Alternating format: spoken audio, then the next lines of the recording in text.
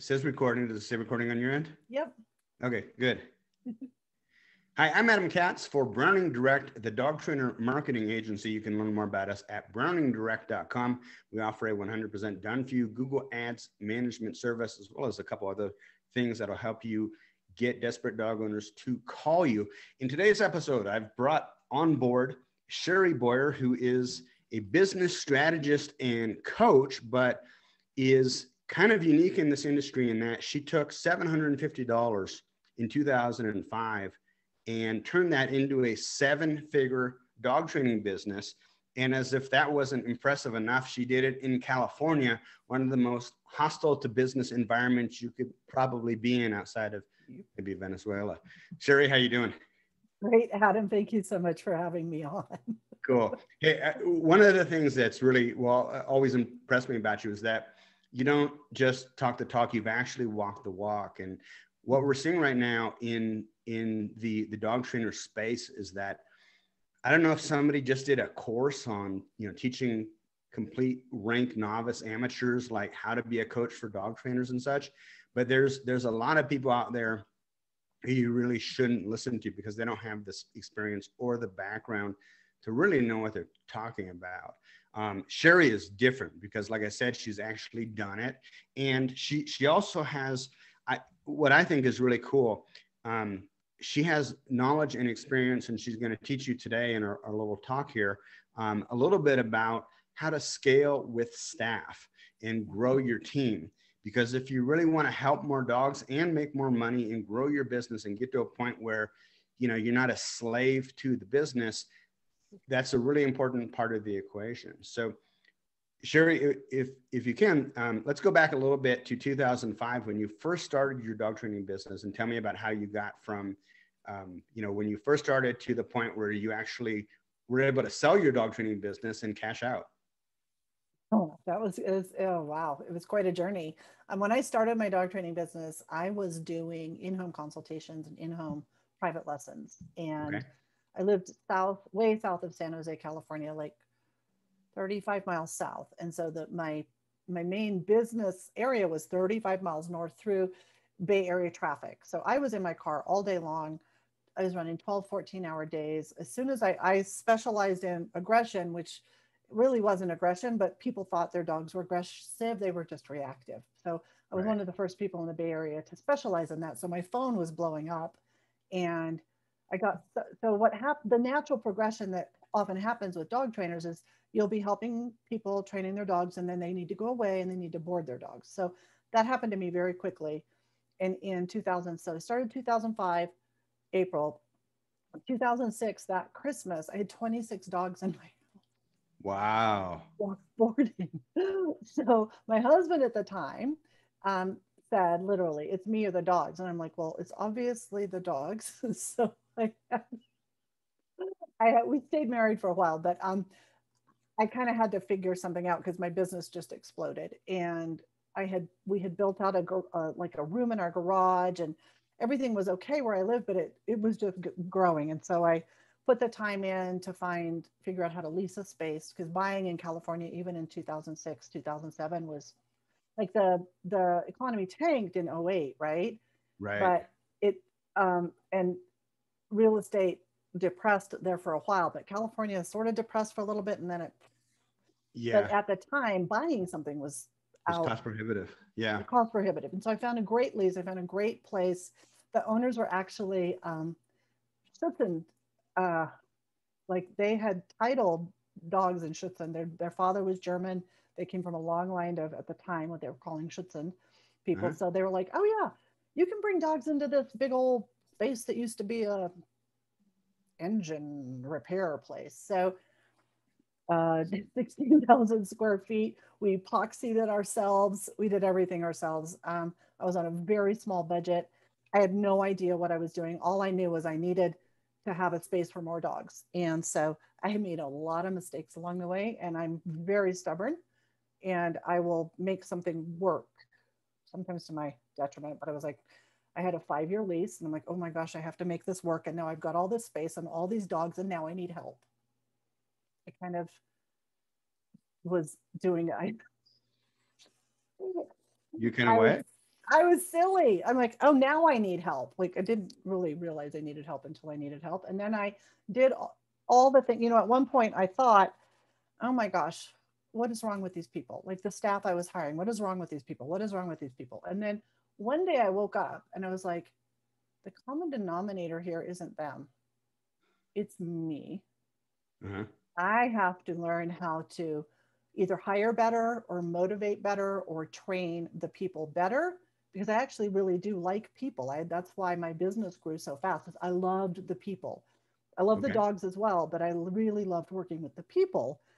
And once I got out of my way and realized I needed to have um, standard operating procedures and have a whole way of training people so that everything was easy to understand for them, then my business really took off again.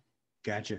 Gotcha. Was there a turning point or a tipping point for you in terms of like your, where you went from kind of a different mindset to all of a sudden, oh my God, I've had this light bulb moment and now we're cooking There with were gas. a couple of things that happened. One was a tragedy, a personal tragedy. My first husband actually committed suicide. I'm sorry. And in 2009. So it was a terrible time. 2008, economy tanked. Like even my landlord he had a steel fabrication business right next door to the building I was leasing. He had to lay 48 people off. He and his brother were working, and his sister were the ones doing the fabricating, nobody else. And that it was just a very hard time. I couldn't pay my rent, like, because nobody traveled. It was sort of like last year, but different. Like, people were losing houses right and left. So, coming out of that hole, I made it out of the hole, paid everything back within a year, and he started hiring staff, and it was all good. But my husband didn't do well during that time. And so in 2009, the world fell out from under me. I had 3 years left on a 5-year lease.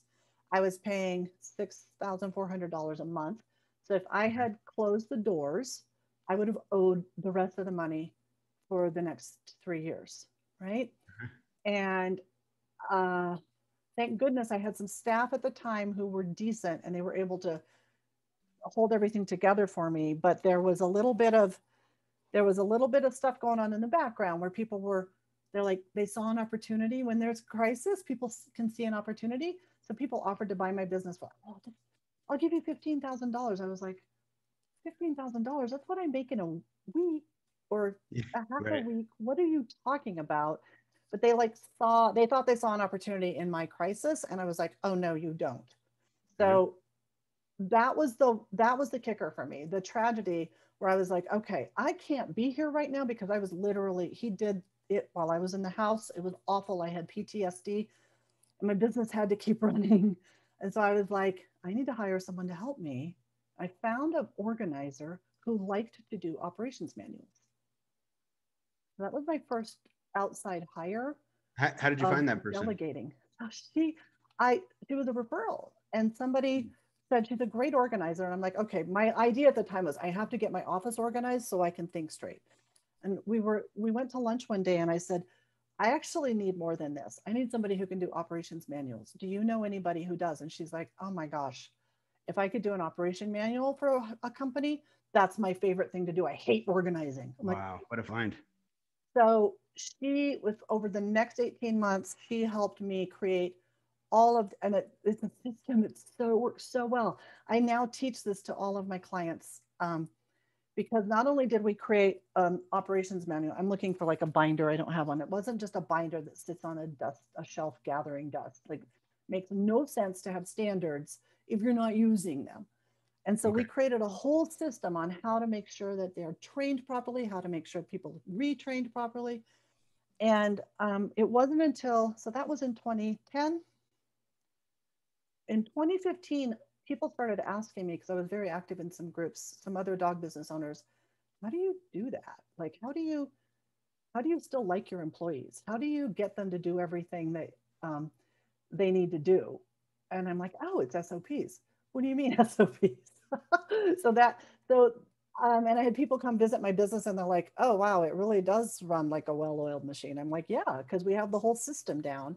Right. And we even know how to like hire to personality type, there was all sorts of things in my system. So I realized that it was an actual thing that people needed. Okay. And How did you, that initial step when you went from just doing everything yourself to hiring your first employee, what was that like? oh, I was like, warm butt. Can you push a mop? So I did not really know what I was hiring for, but I had 16,000 square feet to mop every Wow. day. I was in over my head. A kid, a kid, there was a Jehovah's Witness Kingdom Hall across the street. A kid came over one Sunday after their meeting and he said, I'm in FFA and I need a job. I'm like, what's FFA? Future Farmers of America. I'm like, oh, what's your animal? He's like, pigs and sheep. I'm like, oh my gosh, you can move a sheep and a pig? You're hired. So I just hired like the warm butt. And then somebody else who had been consulting with me, I turned them into an employee because in California, even in 2007, when I opened my facility, you could not, like the difference between an employee and an independent contractor was strict then as well. So that's a whole nother thing that I talk with people about is you've got to do it right or you can get in big trouble. Yes. And I know people have gotten in big trouble. I agree completely. But I hired somebody who'd been an independent contractor to manage my business. I didn't tell her how to manage. So that was my first mistake. That person ended up, when my husband did his thing, trying to steal my business. And so I've learned a lot. Like I had a lot of things that happened along the way that I just plowed through and made sure it happened anyway. Gotcha. And my goal was to have a business brand, not a Sherry Boyer brand. Like this is a business that needs to stand on its own. So my goal from the beginning, because I had read in the 90s, before I even had a business, that book called The E-Myth Revisited by Michael Gerber. And it was the most fascinating book. I'm like, here's a lady making pies. Then she opens a business. She's still making all the pies. And then she's like, oh my God, I can't make all the pies and run the cash register and do the numbers. And I'm like, oh. So when I started my dog training business, I knew that I had that in the back of your head. I had it in the back of my head. If it wasn't for that book, I think I would have failed. Wow. That's pretty powerful. And it's an amazing, powerful book. I mean, I think it changed, it kind of crystallized a lot of stuff for, I think, a lot of people, that maybe you're kind of thinking about it vaguely, but he really.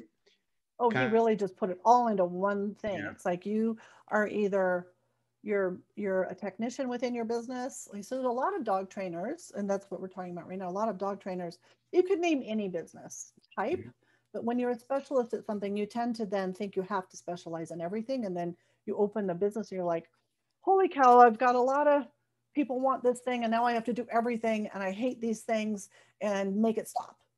But you don't want to make it stop because that's where money comes in. Yeah. And so you're constantly having to do this and then run back over here and do that. And then, yeah. So just real quick, a little aberration from this subject. Do you have maybe 2 or 3 other books that are like hallmark books for you that you just, completely changed your life? Okay. So so E-Myth Revisited. Let me back up. Completely changed your business life. My business life. Well, I'll tell you, one that changed my life and my business life was called The 4 Agreements. Okay. By Don Miguel Ruiz. That book changed my whole life. So I saw him speak in Santa Cruz, California in 2001, I think, and I was very impressed. Bought like 5 copies of the book, read the book finally after I heard him speak, and then gave all 5 copies away to everybody. And then so when I started my business and started running into not when I started my business, when I started bringing on employees and staff, I started running into people bringing drama in and assumptions and taking things personally. And I'm like, oh, this book. So I didn't require it for my staff, but I started giving it to my staff. I've probably given away 250 copies of that book over the years.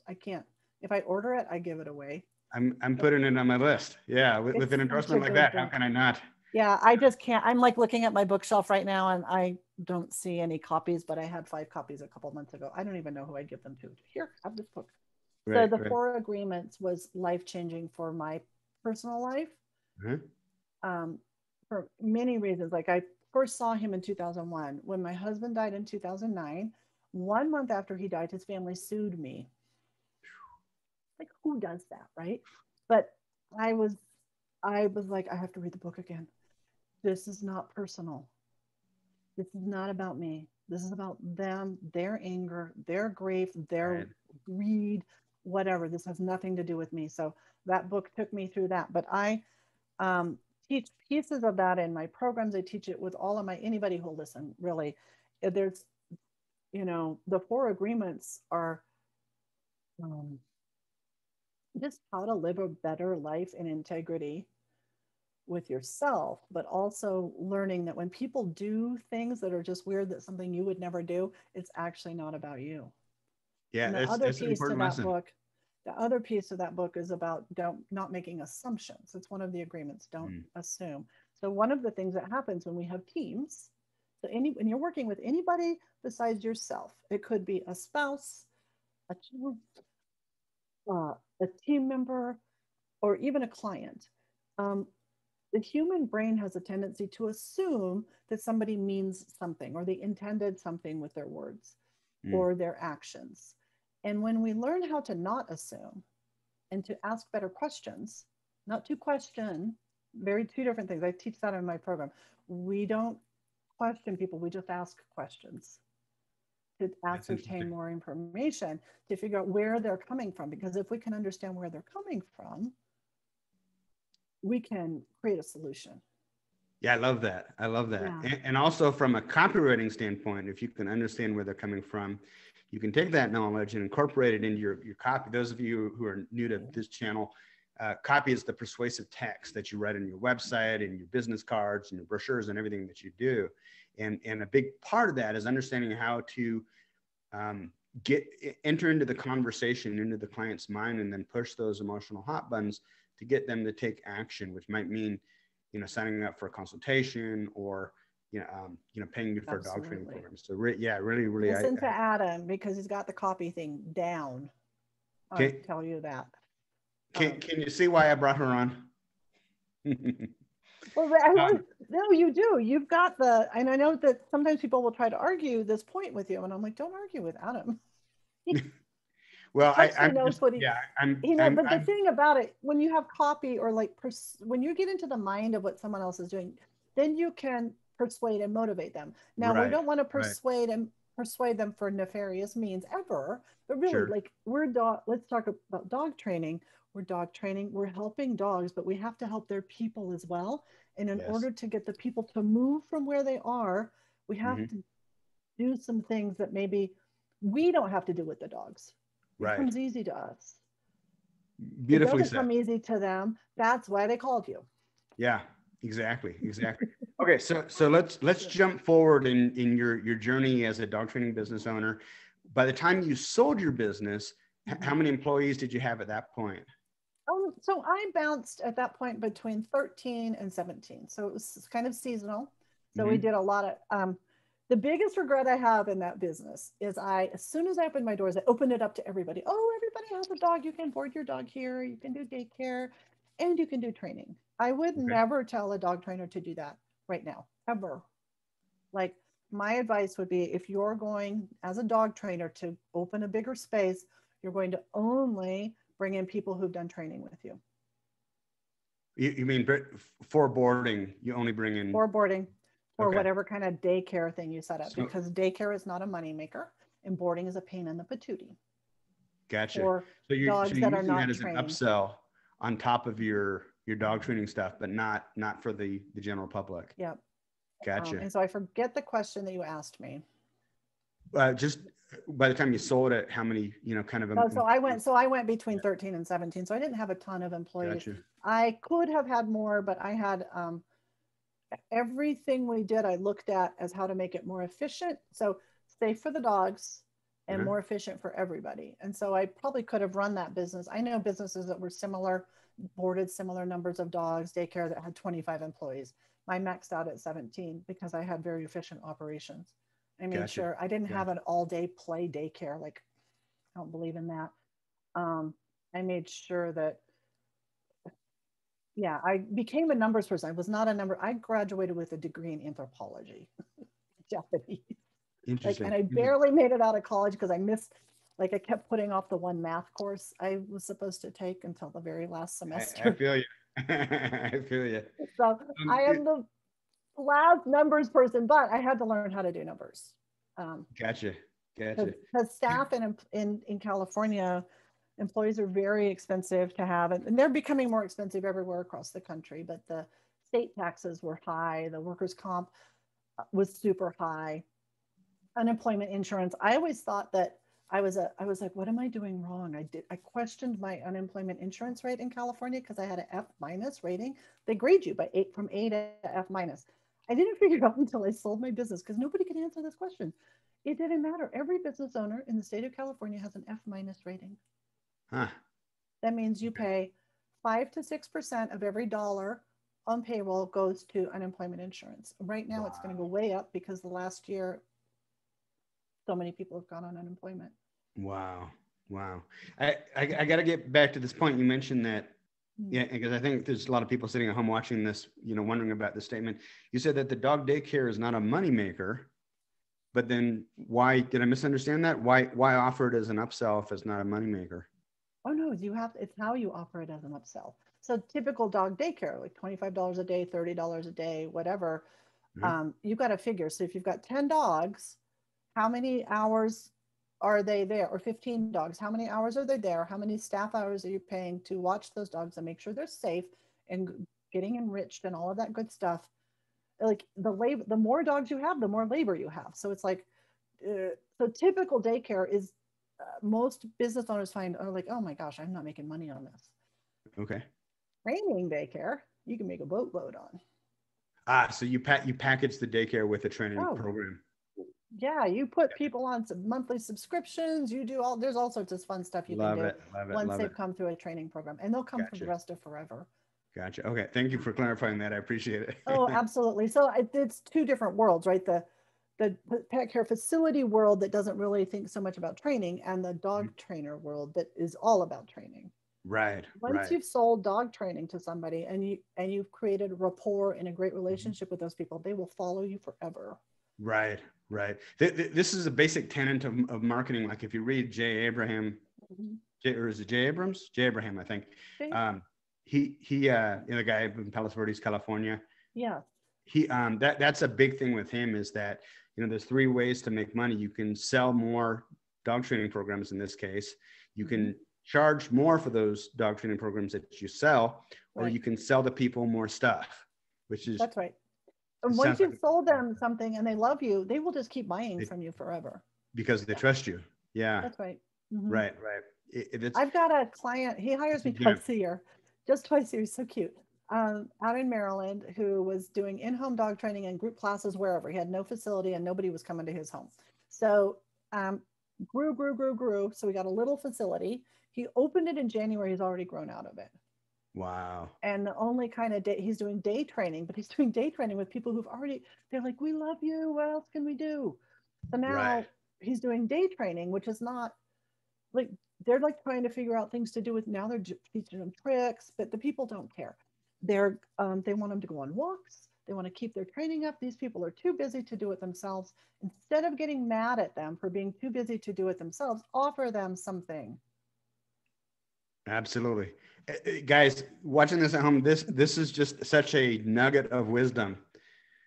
Bad phraseology on my part, but you know what I mean? This is a gem. Listen to what this woman is saying because she knows what she's talking about. Really impressive. Really impressive. So how did you go about, how did you end up selling your business? What was that process like?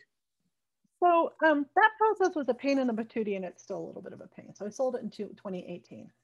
And I'm like, when people tell me something, I'm like, immediately rebel. Like, no, that can't be true. And then I'm like, oh, that was true. So, and I decided to I had actually, as I was owning a business in California, I decided I no longer wanted to own a business in California. I wanted to get out of California for many, many reasons. I'm just not going to go into that here. And I knew that in order to get out of California and not have them tax me for the rest of forever on whatever I earned, no matter where I lived, because they will do that. Do not doubt me on this. You can doubt me, but don't try it. They'll freaking come after you. I knew I had to sell my business. And so I The brokers, everybody, they told me it's going to take at least a year. I'm like, oh my gosh, why would it take a year? It took 18 months. Wow. And I went through so many yahoos. I had people, they would flew out from Georgia. They're like, I want a lifestyle business in California. I'm like, oh, that's so interesting. What is your idea of a lifestyle business? Oh, I want to wake up in the morning and come in and play with puppies all day. And I'm like, oh boy, oh boy, or you don't even understand. We're running 13 to 17 staff members, 100 to 150 dogs a day. You're not playing with them. Right. This is a business. This is a business.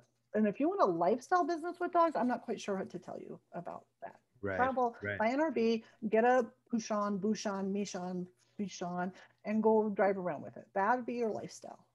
Uh-huh. So the process of selling it was almost excruciating.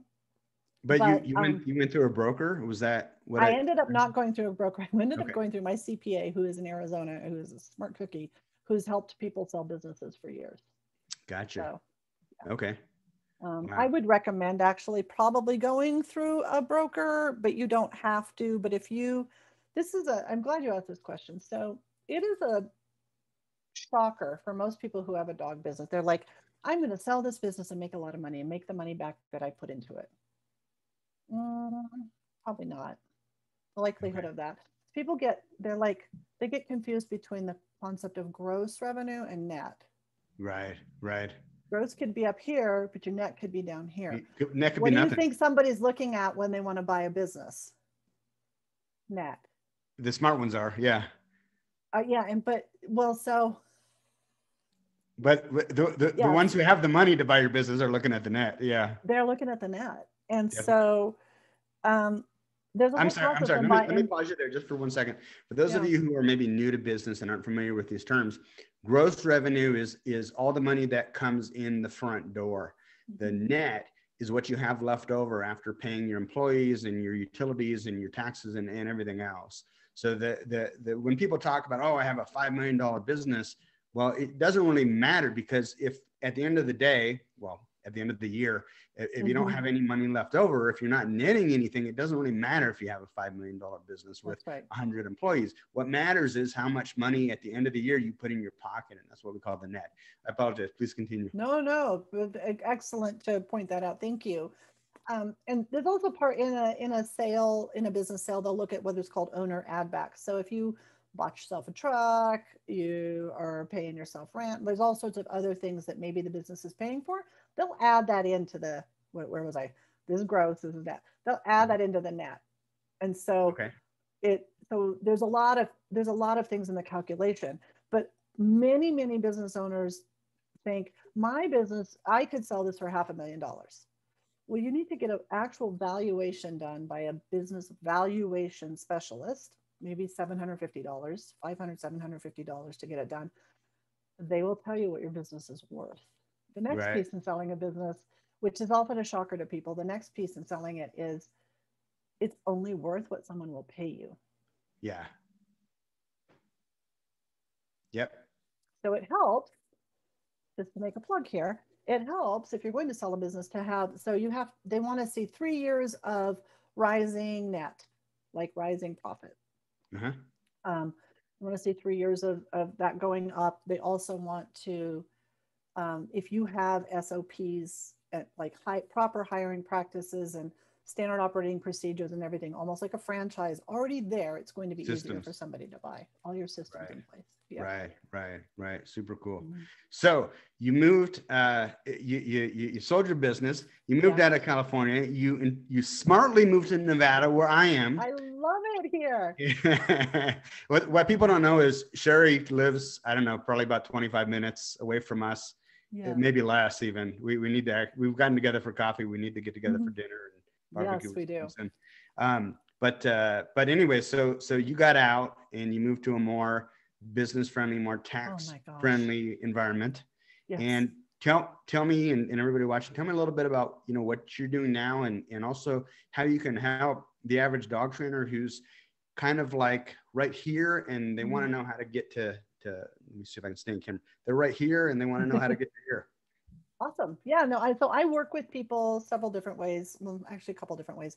I have a group program that is called Thriving Dog Business, and it's made for people who are looking to bring on staff or who already have staff, like one, like a part time, or they could have three. I don't know, 10 people, helping them figure out how to make it so that everybody's doing the things the same way, Okay. and getting the drama out, and just clarifying everything so that once they come on board, they're onboarded well, they stay on well, they're held to standards well, it's all friendly, there's no angst in there, how to make that work really well. I have a program Yeah. that people can come into. It goes in, we have a group as well. So it's an online program, and we have a 6-month group that they come into. I have people who've stayed with me in that group for almost 4 years now. Nice, nice. Because And then, the yeah, reality is, so they can stay in the group like after the 6 months for a small monthly fee, but the reality is it takes a while to learn how to be different in your business. uh-huh.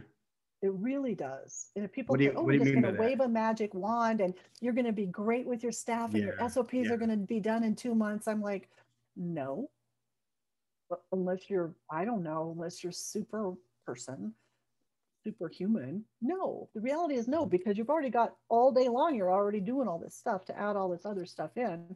It can take a while, and to learn how to have different expectations with people. Like often we have super high expectations of people that we have the expectations that don't even know what the expectation. I teach, that's a super, I have a methodology on this. These people Uh-huh. don't even know what your expectations are. And this person's over here going, I'm really mad because you didn't meet my My expectations. They're like, expectations, what which I didn't expectation? communicate to you in the first place. I didn't know Yeah, what it was. yeah. What? Like I told you once. Oh, I teach about that too. Like different people have different learning styles. So Right, in that program, it's not just about do this SOP, boring, watching paint dry stuff. It's about how to make it um, like a living thing that's really fun. right, right. But and then I work with people privately as And then well. I private. am, Okay, so yeah. if I said, okay, I've got this growing business and I need to have some one-on-one time, Mhm.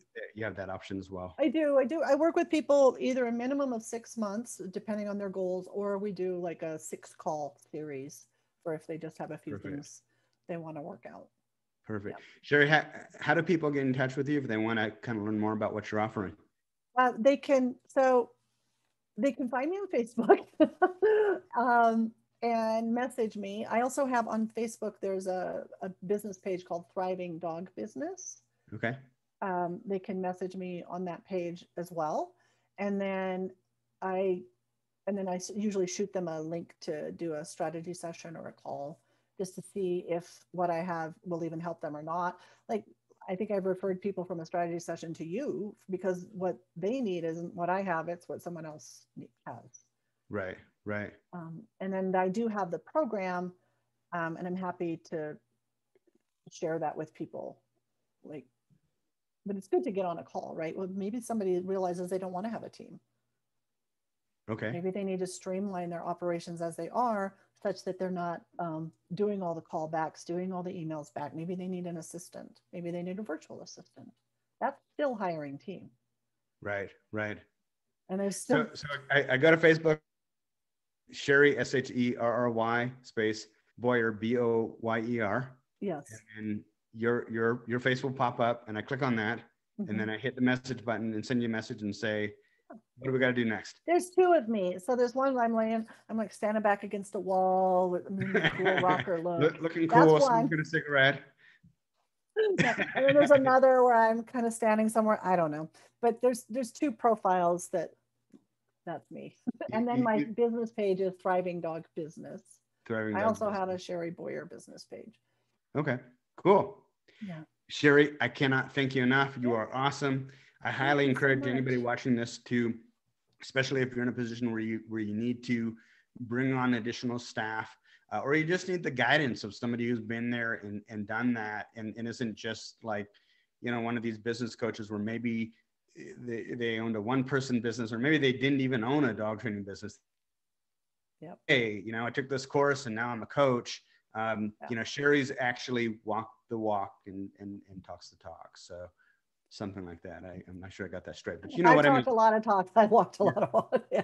Anyways, check Adam, us thank out you so much. online at the Dog Trainer Marketing Group. You'll be amongst over, I think, 2,800 professional dog training business owners swapping secret strategies and tips.